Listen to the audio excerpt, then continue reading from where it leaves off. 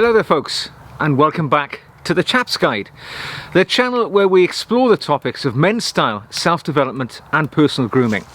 And today it's been 12 months since I purchased this little fellow here, the Tudor Black Bay GMT. It's a watch which has been on my wrist for the best part of a year now, and it's time that we did a bit of an appraisal to see how I've found the watch, how it's performed for me, and could I recommend it to you. So, it's actually winter time, it's rather cold, so I'm going to light a fire, we can sit down around the campfire and have a chat. So, let's step to it.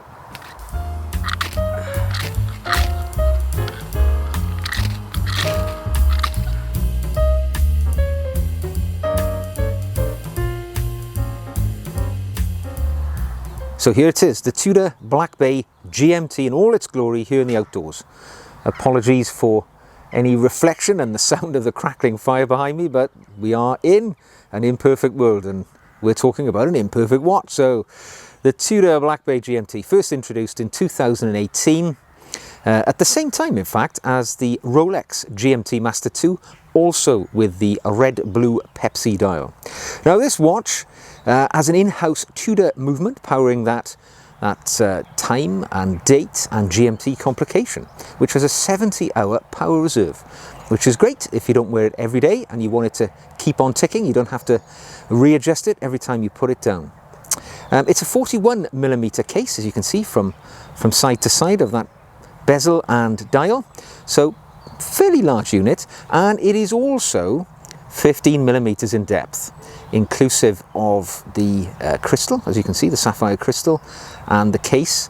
Now the case is made of stainless steel, and I bought this watch actually on a stainless steel bracelet, but I swapped it over to this nice little leather strap. All in all, this watch is a pretty solid performer. As I say, 200 meters of water resistant comes with this piece as well, so it is, perhaps when it's on the stainless steel bracelet, something you should have no qualms about jumping into the water with, or getting wet in any way, shape or form. It is in effect, at the end of the day, a diver's watch which has had a GMT complication added to it, and that satin brushed and high polished stainless steel case and also the bracelet lend the watch quite a tough, rugged look. Its hands are made of white gold and the indices surrounded in white gold, giving it something of a little bit less warm look to it, I would say, if you're looking at it from that angle. But it is what it is, quite an attractive watch. 50mm lug to lug from one side to the other, and the lug size is 22mm, so that's the size watch strap you would need to replace the bracelet with, or whatever you would like to have. When purchased, this watch on a bracelet is £3,040, or optionally it can also be produced on the leather or the NATO strap for £2,800. So not an inexpensive watch by any means. It's an expensive luxury item, and that's just some of the stats around this Tudor Black Bay GMT. Well, there we go, a little bit warmer. Time to talk about this fellow, the Tudor Black Bay GMT. So you've had a little bit of an update on the stats there. Now it's time to talk to you about my journey with this watch. So I bought this watch just over a year ago in a local authorized dealer. I bought it from new at the list price. I had to wait approximately 2 months to get hold of this, because when I bought it in 2020, there was quite a bit of craziness around this watch. It was still, it'd been released in 2018, so it was still in that honeymoon phase where everybody wanted to get hold of it. Nothing at all like you find with Rolex, but you know what I mean. At that time, it was a bit of a wait, and it took me a little while to pick it up. I bought it on the stainless steel bracelet, and yeah, I've owned it for a year. I've been wearing it in rotation with a number of other watches.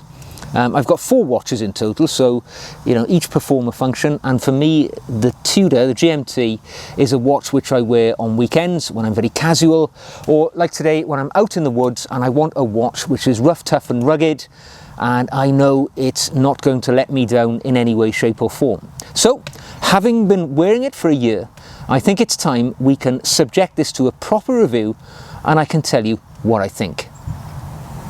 Well, I think before we start, we need to address the elephant in the room, because it's something which is affecting quite a number of people's enjoyment of the Tudor GMT, and it may affect people's choice whether or not to purchase this watch, and that is the widely publicised issues with the date complication. In fact, the date indicator in the little window at the 3 o'clock position has been stuck between dates from time to time on some people's watches, and if this happens, generally the watch has to go back into the service centre to be repaired.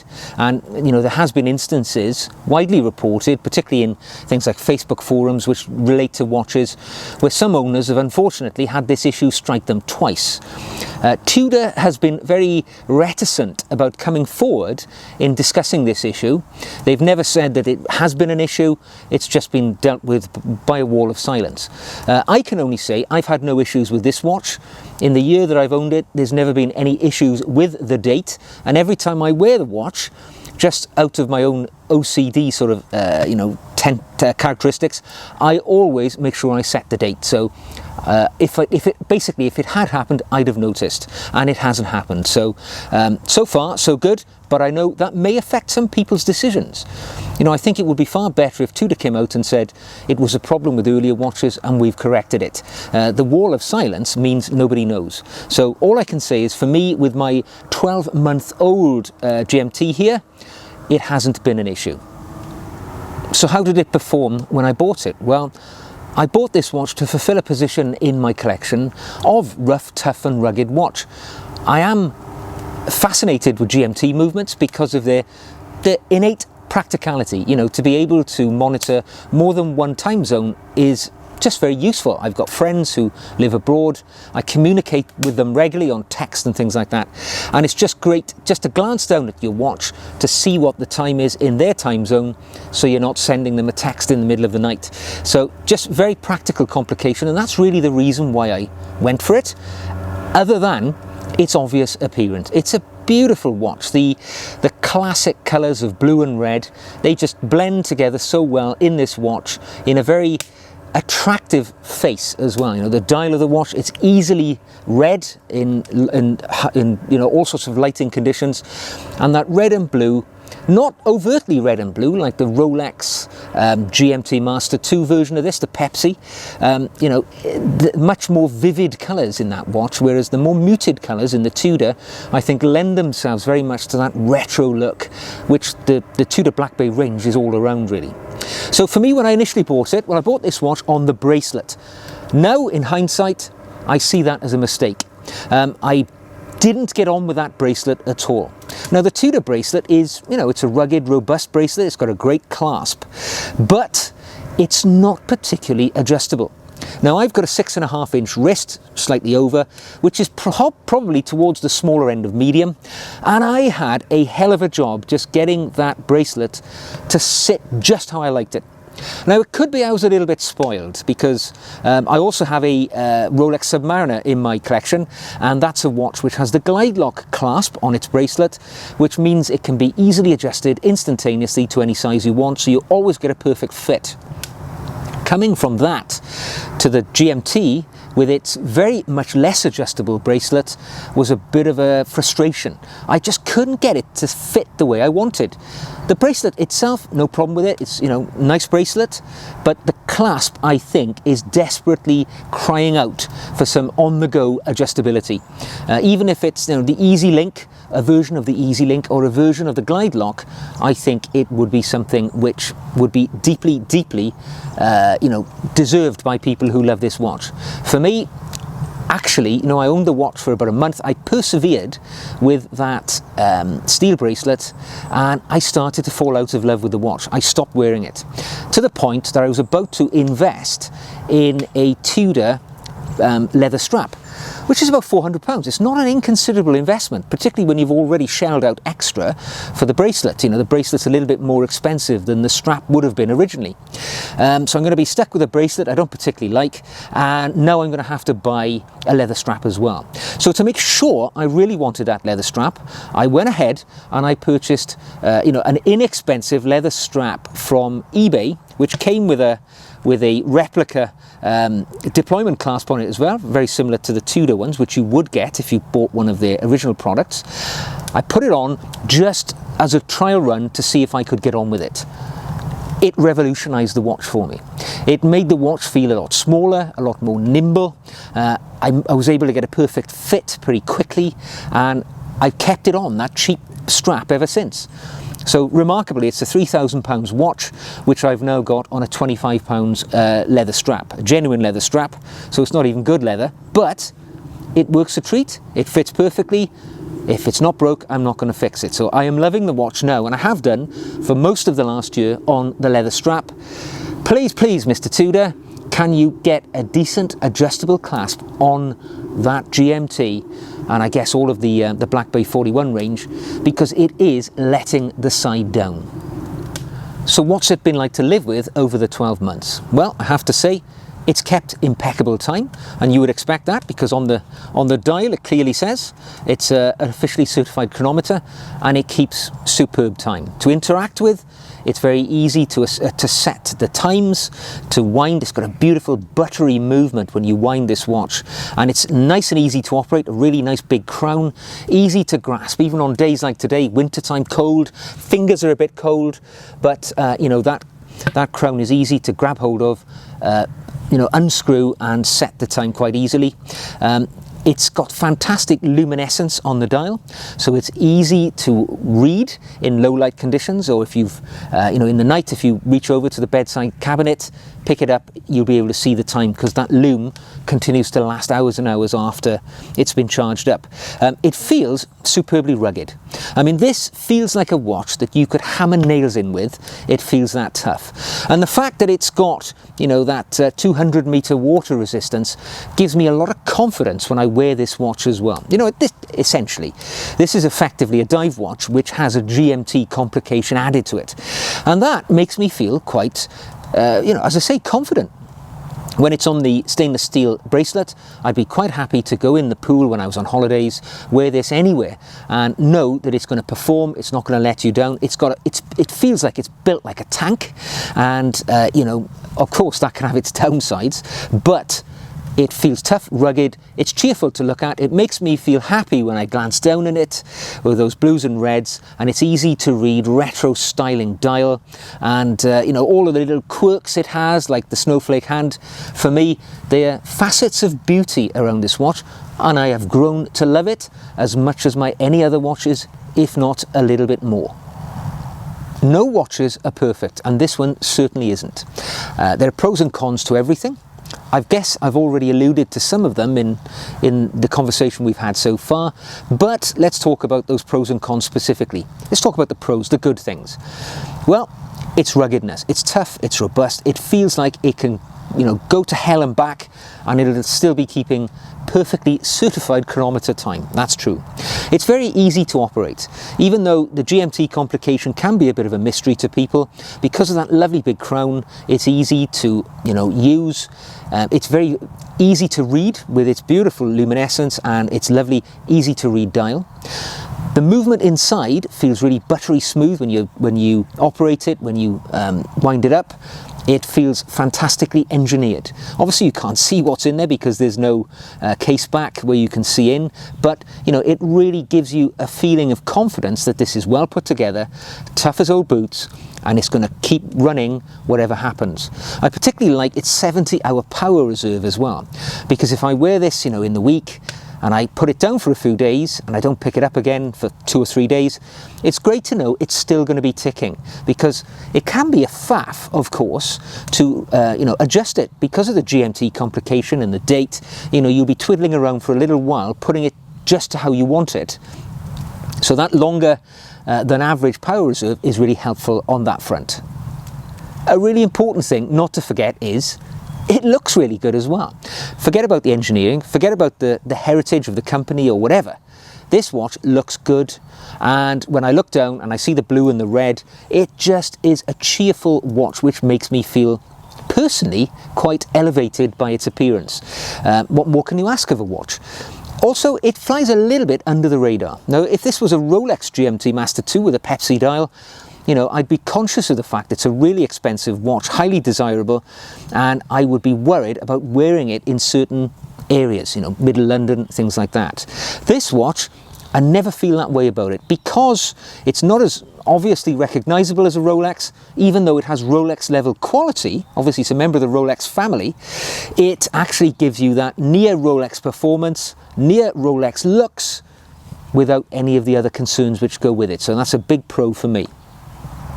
Well, if a watch has pros, it has to have cons, and this watch certainly has. I'm not going to overlook them. I'm going to tell you what I've thought over the last 12 months. For me, that bracelet is an issue. Right? The bracelet is closely modelled on the Rolex Oyster, and the links are very similar, but the clasp for me is lacking. For a watch of this amount of money, I think an on-the-fly adjustable clasp should be provided. I was unable to find the adjustment that I wanted in this watch to make it comfortable, and I've heard of many other people complaining about the same thing. So that could easily be rectified, and that would make this watch head and shoulders better than it currently is. The other thing is, it's hard to complain about it. I bought the watch, I knew what I was getting into, but its size. Well, not so much its size. I mean, this is a 41mm watch, but it's very slab-sided. If you look at the side of this watch, you will see that it's not very contoured. It's a big slab of a piece, and it feels, without a doubt, rather top heavy.